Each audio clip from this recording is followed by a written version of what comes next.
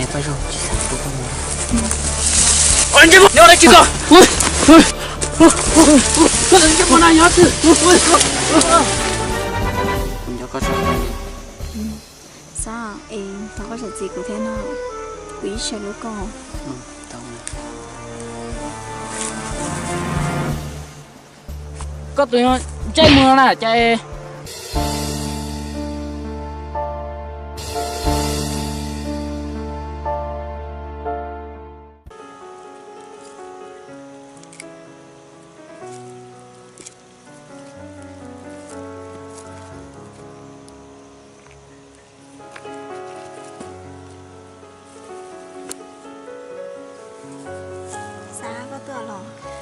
cái thứ tôi còn đẹp quá lên đẹp chào mình cho cái tiếp đi có một sai à sao tôi sẽ thi ha lúc này kia kia tôi sẽ sát cái phải xong cái xe để ba nó ngồi sát thế ạ xong mà thì chỉ tôi ở thao lúc này chạy cho ba nó tới ta hay ạ rồi thì cứ phải thứ ba triệu đồng sát cho nó đấy nhau tôi nhớ tí cái bò này sẽ trong mà giờ trong cái tiền cái bò này à dạ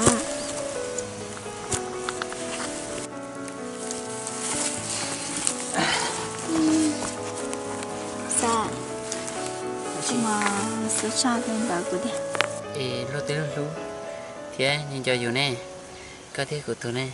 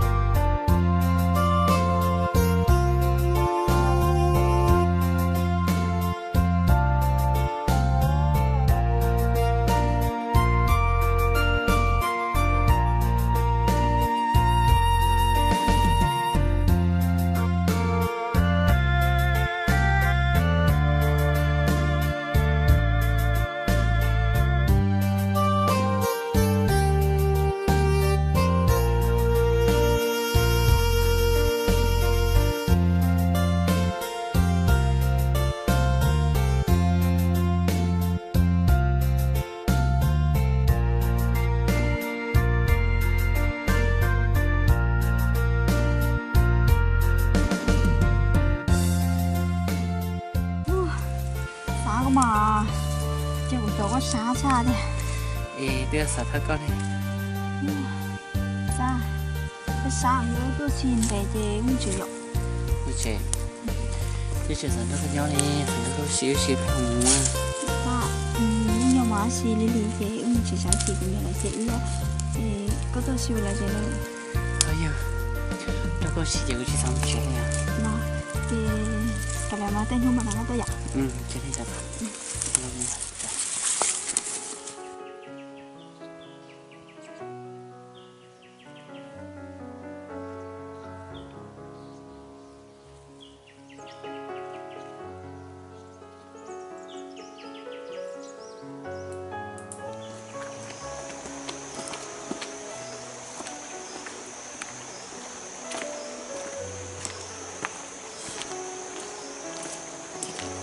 ôi cho con xíu có số cứ xíu sao quay tôi đâu có chết tao có bằng căng chuyện cái này thì tao tôi có tôi xin nó mà mua chỉ là cái thôi là lý sản nó có ok nè nào bây giờ đó chết sẽ tới vô chúng nó tới là tại vì phải là chéo với thứ nó sẽ chéo chúng nó là có lấy chạy nó sẽ cũng không có thể nhìn vào thôi nhưng rồi nó không nó không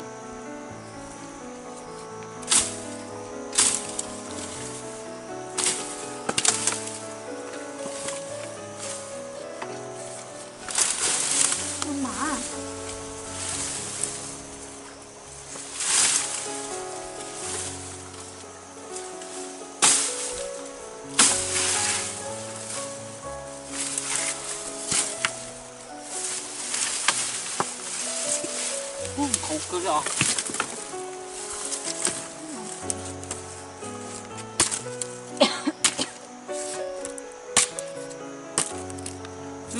à là yếu rồi. Là ấu.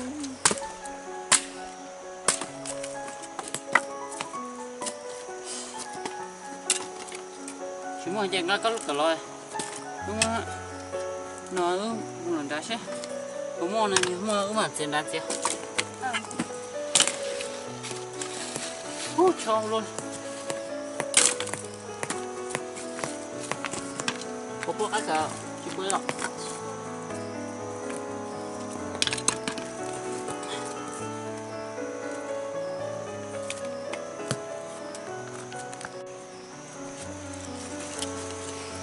Thích mẹ. Tất cả. Xa có mà chỗ buổi xa là nhỏ. Rất kể từ nó chỗ hạ lên chính càng là do tiền cho cỏ thì cái chính càng là xa. Đúng mà. Trái Thế xí tôi mới có rú nè. xa mua do tiền ưu chỉ sĩ tao xe mình cho có hình rồi. Nhưng mà thế à? Ây dô, hả chị con à? Vì gì rồi có con mà có thể tôi mới có rú. Vì lúc tới lên xem mà nhưng giờ có xem mà mất thật sự mà không một cái khó khăn.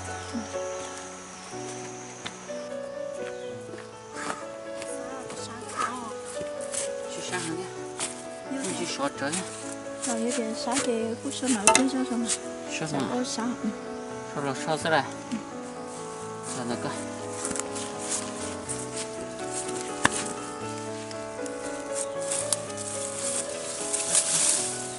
Rồi nó nói, không thấy thế không? Để nó kia sao? Ơi, cái có nhiều con rồi kia sao thằng nó không? xa À chị à? tôi xin luôn để nói có thư có mà đi tôi cho cũng nó có nhỏ nào tôi sẽ phải cho nào Nhìn thề. Có xin đẹp. Nói với ta. Còn mà tôi cho con nó phải nhau. Thế của tiaอยู่con hơi xí mà biết của nè của chính cái xin cái tia. Còn nó bây ta ấy mà xí rồi. Nó họ tia. Cứ ba chỉ tao lấy thì cậu. Vô xin thế nào. làm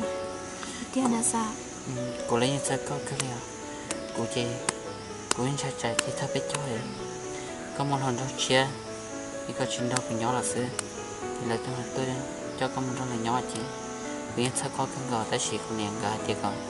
Cô xin để nói. Có là tôi xin để được cô nè. Có số xin được cô nè. xin để mà có như xin để họ ta chỉ hay khỏi mỗi lần đang đó cũng chỉ cả thà lấy tư liệu tôi mua coi Là. xa tôi tuần đến để nói chứ một trái chỉ về nhà xếp lá của nhà chúng mất hồ mồ để nói chứ nhà xếp lá thì một chị ạ Cô chuyện cho con này sẽ là con mua. xa quá chính cho có giá mà đó chỉ trái chỉ về tuần để nhà xếp lá này Cô ấy chị cái ạ. trái chỉ này Cái món của bà hay.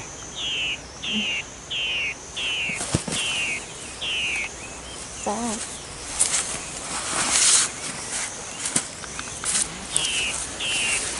xa không mà đạt xa đấy Đây chả này. Nó tới tới lú rồi, nó tới món nó tới sau kia lú tới giờ xưa chả đến đã xưa. dạ Dạ. ai ạ Nếu bà cho mong vậy. Có mà. Có được của nè ta là nè. Chia. Nè chỉ đồ lấy chứ. ngọc cái gì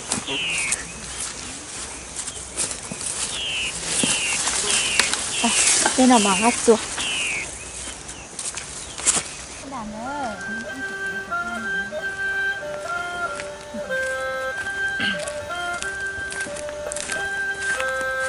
Chứ thằng cú rồi tôi trồng giỏi này. Ok hiểu.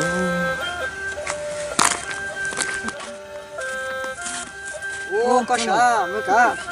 Có mà đó chị na. Tôi muốn giờ thằng đâu cái có tôi muốn chơi. Ô, Nó theo. Rồi, tao thiên chứ. tôi xin xin để nó ấy. Chế tiết. Như vậy thì như chính giải lấy đã tôm xí tao đó hả? Có một đó chị nào? Của em xã tôi muốn do không có cái gì nữa. Tôi chỉ mà bố thì bắt tôi thì mua xài không có là có bộ bổ mà không có tôi cái cho cũng mua cái gì sao? Không có lo. Cú bỏ mấy tu nhớ vào bể bể ha. Tôi không có. Cú dùng coi ha, nhớ có dùng một tháng có cũng cho có một tháng mới chỉ mà nó ngắt tông ha. Giờ cái giống gì giống một phần này chỉ có cái cuối phải Bay. Cái có muốn.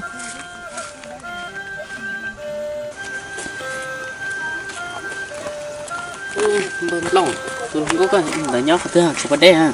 Ô. Nhóc trẻ thế à, đừng có quậy cái này. ô nó cũng thơ Nhóc trẻ sao? xong con nhóc trẻ nó chỉ có chỉ hai hôm nữa có cả đó của nhóc hai đứa kia Nhóc trẻ xíu mà, thấy trong này. Bắt rồng. Tôi nọ. Nhóc trẻ xíu lọ. Cái chuyện à. Thì chỉ mình đã chỉ cho nên bờ cả nó to sấy coi trong nhóc xí nè. Đấy mà. Rồi tôi. Chỗ có mà cả. Đào tên nghe có không đó. có rồi nó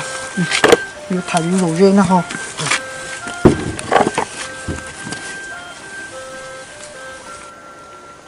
Ô. Mà cả. Thì cũng mình cho lưỡi theo ngã tàu chỉ tại cái chỉ chế gì này mà nhau nè. Mình cho cái tôi chọn gỗ chế. thì được có mong hả Cũng mà mù chế cho cái tôi chọn gỗ chế có mấy rồi nó thả nè. nhưng mà muốn con ta cầu có sao Nhưng mà nhau à chỉ thả nè. Vậy có con thôi. Có nhớ họ thứ tuần à thì con nó bị hồi chào. lúc đây hôm cả nào cũng nhớ thì thái lan thì sao bây giờ có bắt đầu một tuần luôn nè Cuối đi sao mà. đó giờ thì nó bắt cả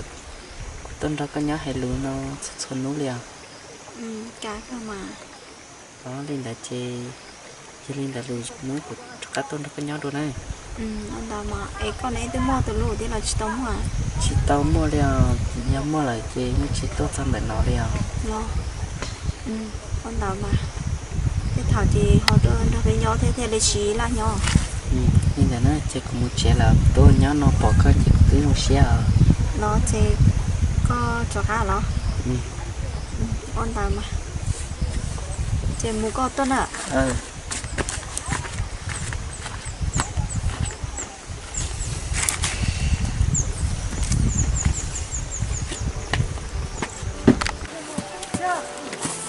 cái rồng của nhau này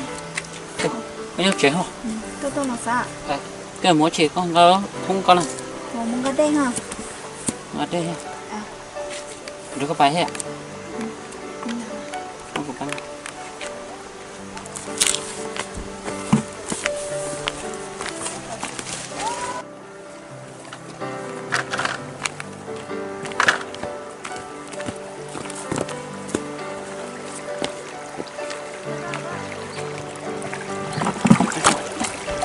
cha tụi tôi họ chỉ có cái này là mới chỉ ta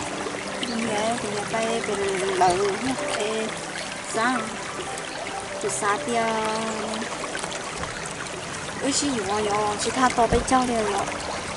nên là thế à thì bây giờ bây giờ chỗ có sai nó mà ta chỉคุณเองก็ให้นั่นเองที่เปิดโต๊ะนี่นี่ก็จริงก็ให้แล้วก็เดี๋ยวussiอยู่อันเล็กเจจะรอเลยบ้านที่โต๊ะที่นี่เนี่ยจะรอแค่ cũng mà cũng xa tiêu chứ không nó non để chỉ thà to bên trong này nào như cái sao cái gì chỉ nó sợ bây giờ tôi xin để mà của nó như mà giờ có cái gọi đi theo cái gì cái giờ lọt theo họ có sẽ đợi mà nó này chỉ có khá chán như là thế chỉ khá đấy này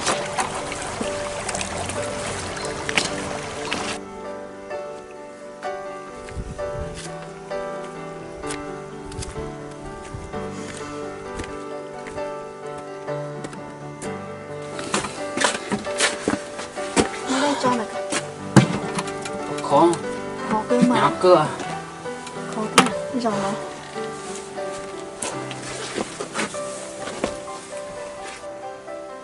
bây giờ cái nhỏ nó lúc sinh ra đó cũng nè tiếc cũng chế đi ăn nó mà đã tôi sẽ có nhỏ trong tiền của lúc cái lên xưa nó mà sao do đau của nó thì tiền mà đi lúc cái lên xưa cái gì tiếc không bao giờ tao chị câu xin để yêu nó cái cho ta mà tôi cho cái mình đó của nhau ông đi mà mình ta cũng mua rồi nè em có mua rồi có một chè mà chị phải có thế nào cũng có tôi à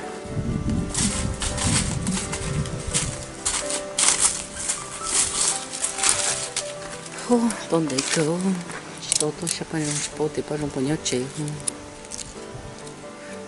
làm suối bao nhiêu nhẹ nhõm chị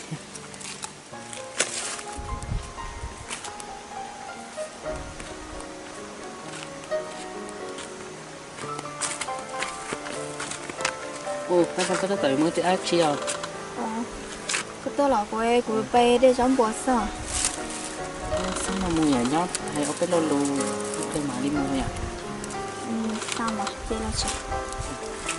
nó chị nó ô cái này chị chạy bỏ chị cha nó chị rau cô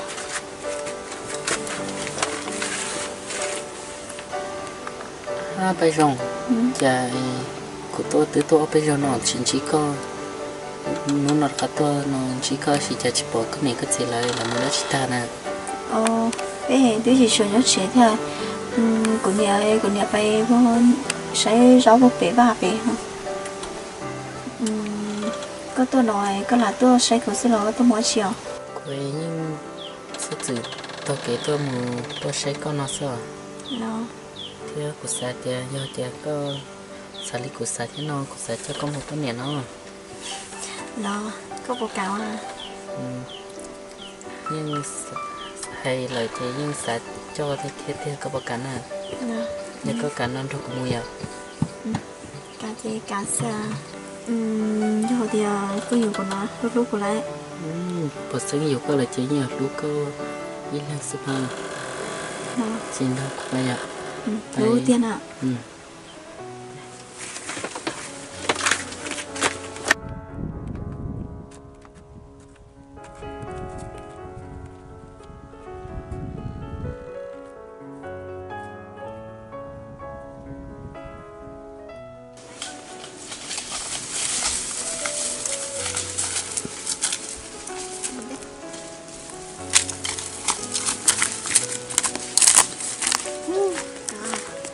nhưng có nhà tôi giờ để như tôi cho nào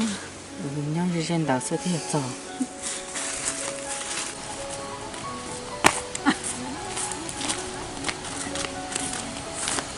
sao cứ chuyện lên đảo sao nó chỉ nó có mà đây mà bây giờ chỉ sao cứ lên sao rồi nó bây giờ có lần đó của nhau này của lúc trẻ trong nó có bỏ xa lấy cái này lần đó của nhau này chỉ sao cho liệu cả giờ thì của lúc trẻ phải nó là của mà đi lúc con cha cho nó cái xin nó chỉ một con sùng mà lúc trẻ chỉ có chấp lấy thì của đứa món nó này cái nhà món suy chay của máu là không thì sẽ có mua cái mua có chạy của đi bố mà mạo ha thì cũng phải sẽ cái sẽ toàn ha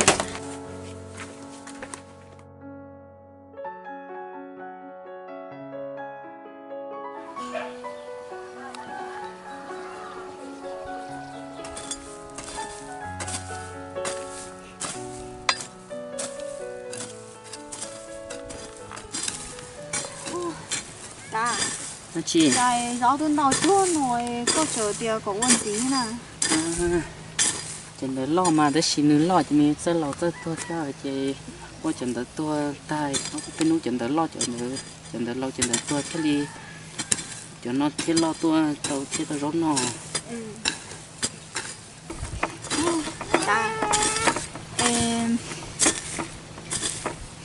một cái thứ có gió vấn đề hay đâu còn gì hay tên nuôi chưa té thì sẽ không phải lợi dọ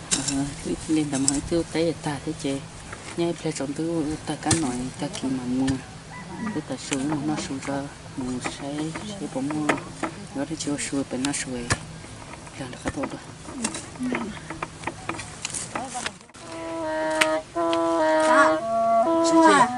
chị để đeo một chút thôi chém chị trộn tiêu mình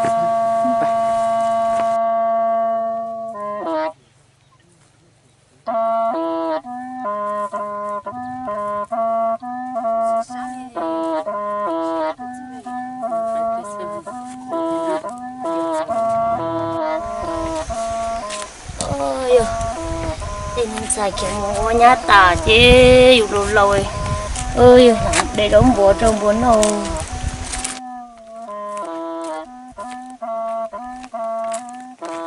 ô nhà có tổng mất xin à ô để tôi sợ mình xài cho vô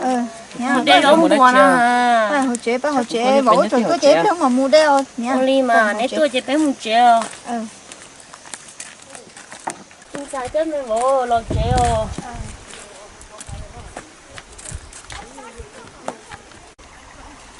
mình xài có một nhiều vội nếu đã chỉ xây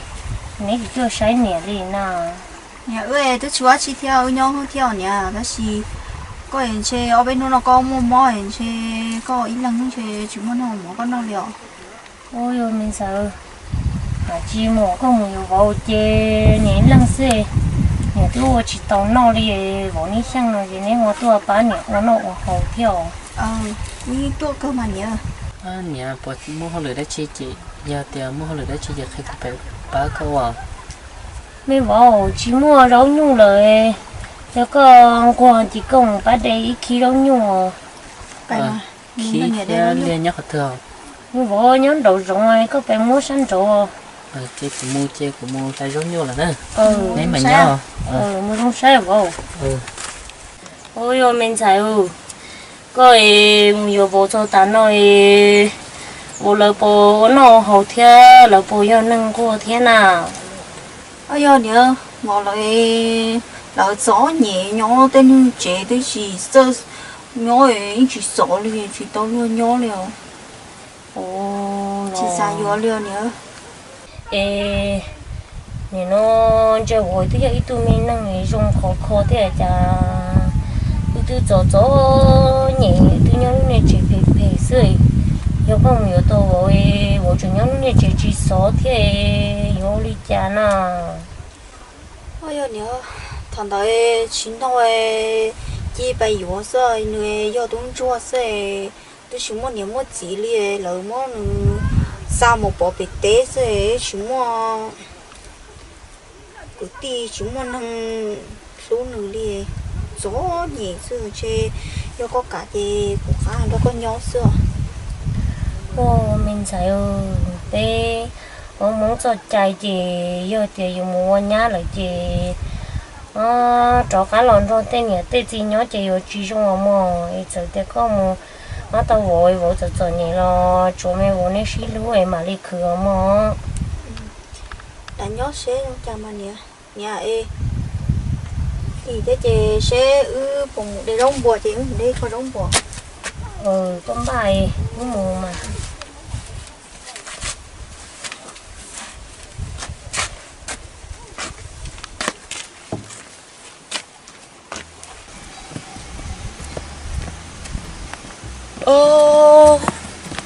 đấy cái này ông say của tụi ba trong liền cho cưng coi nó lại chả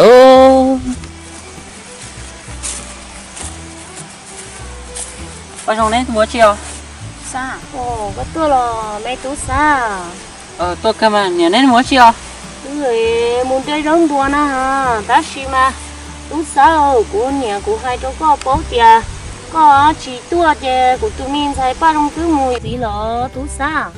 nè có sao đan đó có rộng nè nếu một tiền là muốn đa tiền mà xa của tôi hay có mấy sao tiền có xí có chỉ cả tiền của tôi gì nó có rộng có xếp phê luôn này xa tú xa có tàu có bênนู้dưới có tàu chỉ tàu này có xài tàu tụi mình xài ba trong này nếu tứ hoàng có on trong đến thế có trong đó có chỉ yuan này nè lúc nào nó nhiều tí lời cho các trường quan nó trong thế của dùng hai trâu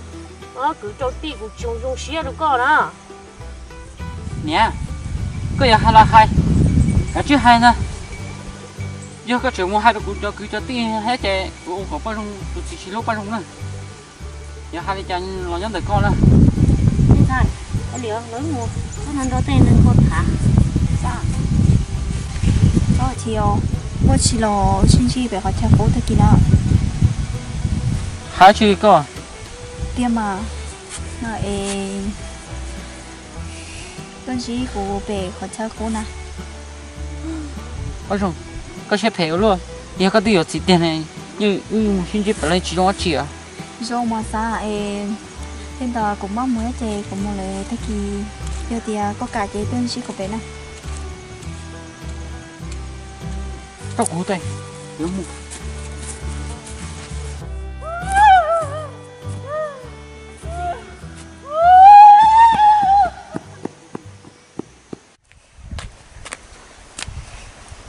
nha Chưa mình dài. cô tư我来踩下但是嘛我知道小姐cô mới khó khó lựa mẹ là我小姐cô lo bé máy nó chạy Mình dài ơi, có những món lười đá chi thế nào? nha cô mua cô khó lần đó có bỏ cơ mà Nói chơi xong mình đến đấy nào, mình cứ cho nó. ở bên đó mà Chỉ có mà. Ôi yêu. Thế nên xài nó chỉ số món nó xấu đi chả liền thôi. Vì thế dù chúng mình nhiều tuổi chơi xe rồi tên xài nó sẽ ta xin mang chơi. Ôi, cái chơi xe rồi ta rủ liền luôn.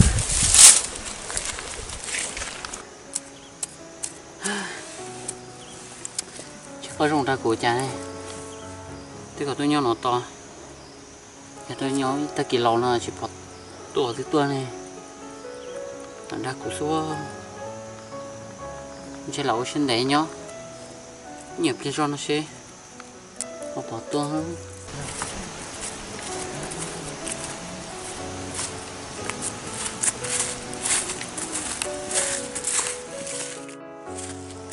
xa với chỗ lọ luôn đây hả tua mà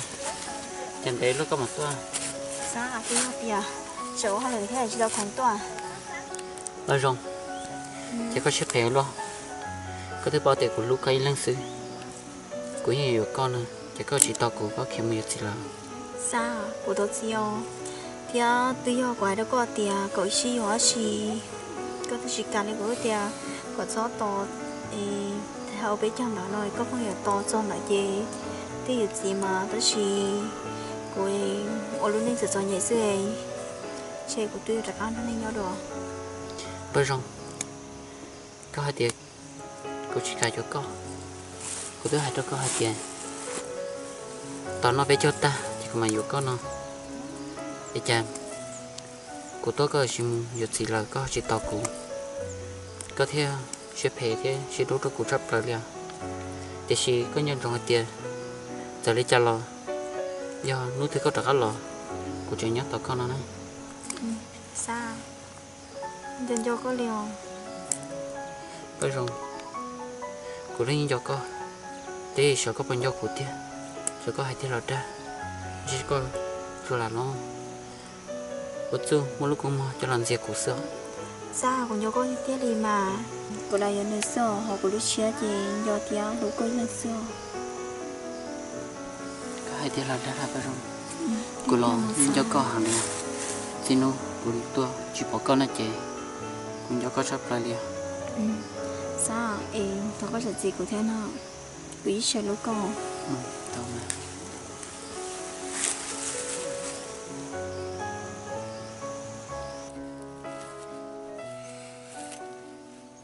sao của tôi để trái gì trái gì gì của tôi chín theo của thế này cũng muốn à em mới chỉ nó mà lấy xin đó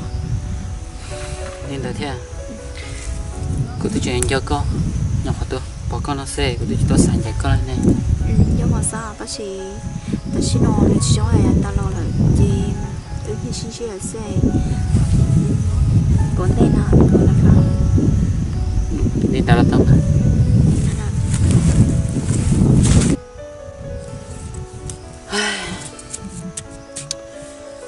tôi chả nó nói chuyện tụi thì on thành như thế cho chơi tôi cho nó lúc chết thế này thế là trả chả đi chả là cô chủ có tao phải dùng được rồi cô tôi thế ta Ôi thế bỏ cửa mà lười ta liền rồi nè ở trong bài tờ bây giờ tại cái nó những con qua đi sinh gió mũi để buồn trả cứ han trả na nó chơi cũng mua cho bắt đầu để trả chi sắp bắt đầu ôi hôm nay vợ cái liềm mà có một bát chuối rồi nhuệ ít lẹ nhà ba rong lo lời theo cái lẽ ít lẽ lo mua bá rong lo ít lẽ lo mà đi lo chúa cho họ tiền trả gì ba rong ít lần trên đã cứ ha thêm chỉ ba rong chỉ tao lo cũng mua lỡ ôi tôi nhận xài nó mà bố bố mà chứ chả đã tu liều rồi nó ôi xa này kìa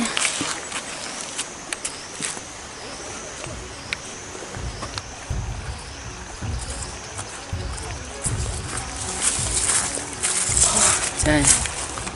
nghỉ tới tiền ba rong túi tuần đấy nó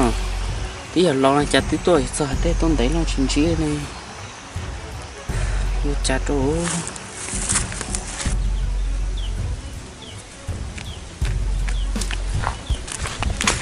bắt đầu để tiếp theo các mũi đây là chạy chỉ có con gà đây liều chả là có tốt đây từ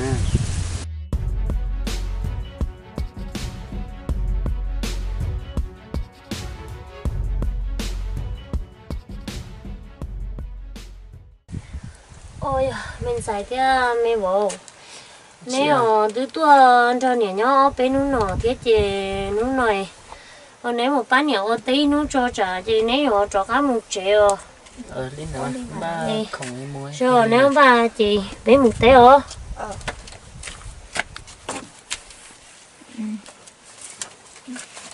đây ở trên đây có muốn đây nên muốn đây có được miếng đây ở trên đây nhà thì chó tôi cho thế là chị của chó tôi cho rồi bé bảo là khá có được miếng đây đó chị giúp lên có một là cá nữa còn cho nhiều hơn thế hả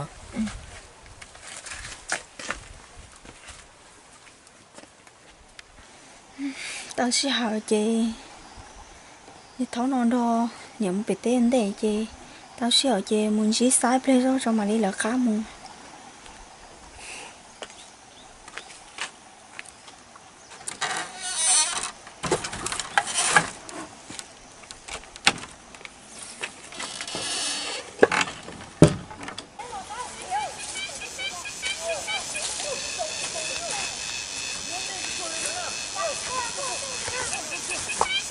nhà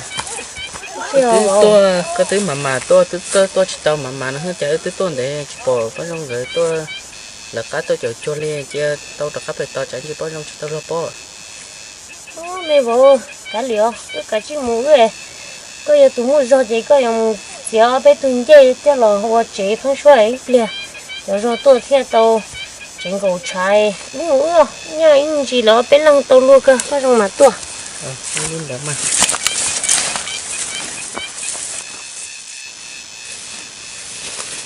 ôi cái nó phá rồi nhà chỉ muốn là tụi té có tí là phải nắng là cha có cái này phá luôn chỉ muốn tụi lúa liều ôi ôi mua ba rong nó sẽ chè ba rong cho con nhỏ chè nhảy lăng xe mua từ lúa kế liều đó chứ mà tua mà phá co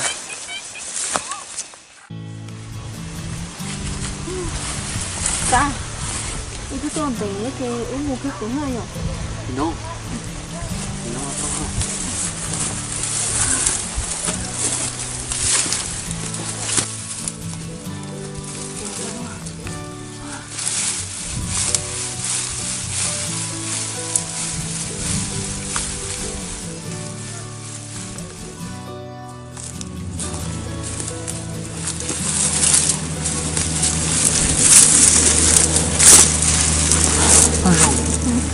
chả có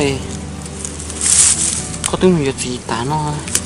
có chừng không cho đi bắt đầu nhưng mà có xin chỉ tất thân ta không rồi yo còn cái gì tôi sẽ báo cái lượng này sao như tôi để thì xài rồi vấn đề gì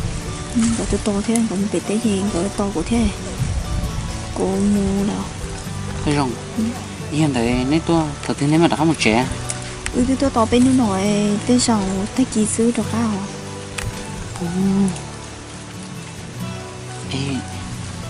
hiện tại chị ta kỳ đặc ăn tôi xin chị bố thì họ chơi thầu tôi xin chị tặng tôi thấy bà nè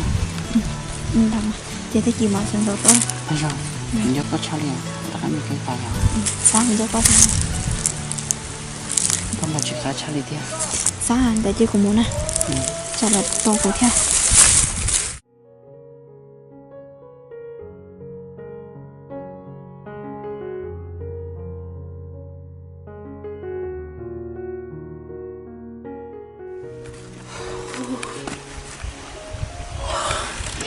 ta chỉ nói móc bắt dấu luôn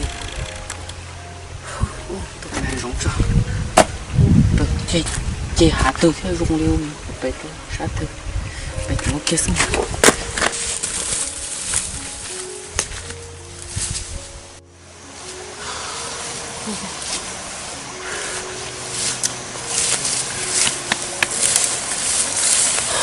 cha rung móc lát luôn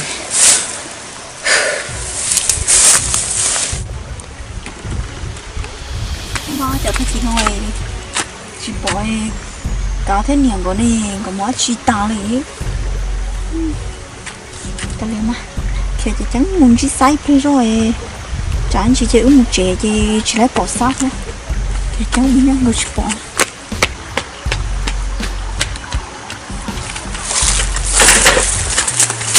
trời một cái sẵn luôn sao móc lái ở cổ cho mà có một cái trái gì móc lái mình vô trái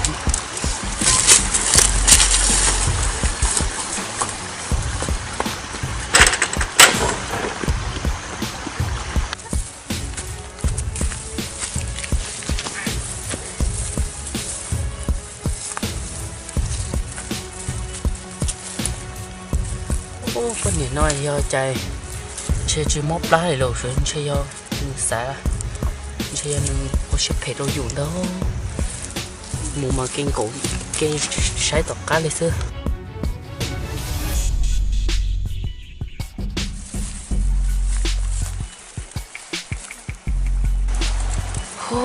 chạy ôi cho linh những trái đấy chỉ cho những ô tô xa xưa này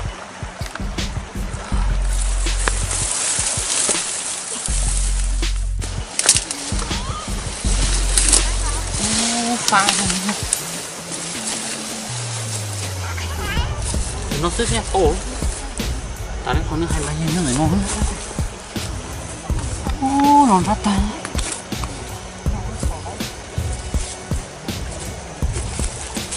sao cô cô trên đấy luôn tôi tôi liền bây giờ sao cô tôi yêu cái chế nó nổi chưa ủa mà trái phải lần theo của nhau thì cái gì mà to vậy bên nhà nó chả cái này chẳng ho sáu sản nó ta liền chơi giờ cú lần choเลยthật chia nói luôn sản mình chơi giờ tết cú cho không khó thì nhà có tô ở bên nhau nó hơn gì nuôi lò plon này nuôi cá đê lần chơi giờ trường tôm cá đê liều như tôi xây lần cho nó sinh ta lần nó mà nếu bỏ slow chụp mà xây ở con chân gì rồi mình chờ sứ thì tao là nhà chúng mình gì này rồi bây giờ lên tới cái gì mà đầu tư con mình đi trả cá tua chỉ bỏ đi đầu tư trả cá tua chỉ mà cái này nó sáu tháng cái tên nhỏ chỉ chúng nó cũng cho con hàng này phải rồi chỉ sản phụ con mình anh chị nhớ đây chị con anh chị con này nhớ chứ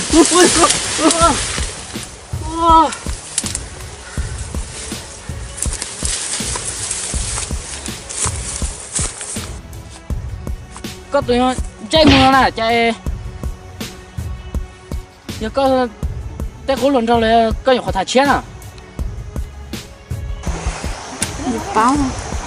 bao đi cha sẽ dụ đi cha đâu á chạy ở bên nó cấp lo tài liệu nó bây giờ cái tuần chỉ có tới cố lần sau bây giờ cái gì mà sao anh tao bà chạy rồi nó muốn chạy sao và chia sẻ thì tôi sẽ nhảy rồn gì liệu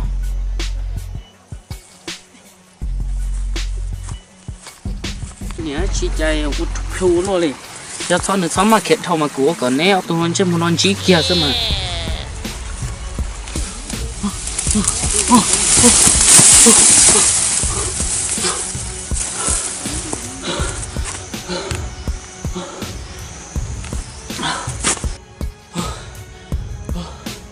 trời kêu ok đừng lúc bao nhiêu thảo lúc bao nhiêu rồi tiền mà tôi xưa ở đây không mà muốn chết ra đâu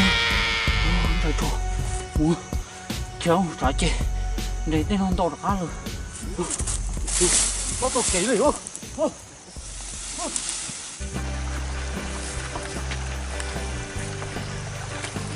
rồng có tụi nó này chỉ che đi rồi nó một chế chỉ thở và tôi rồng gì liền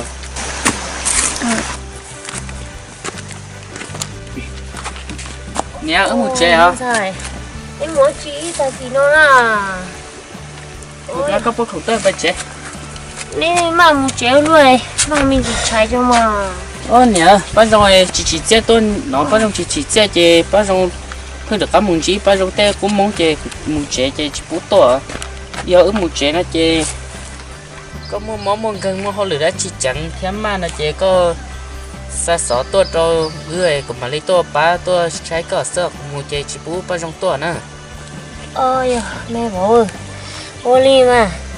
đi phải giống muốn đòi bố nhá chè chỉ chia nữa mà thì nó con nhẹ theo tối cho vào con nhẹ lâu lâu rồi và con nhẹ chỉ mua lên từ em chỉ chia nữa mà đó mà nhẹ chế uống mùa nên đó một chế thì nút của nó giờ không nó cũng là cáiตัวชูcơ nhỏ nó tôi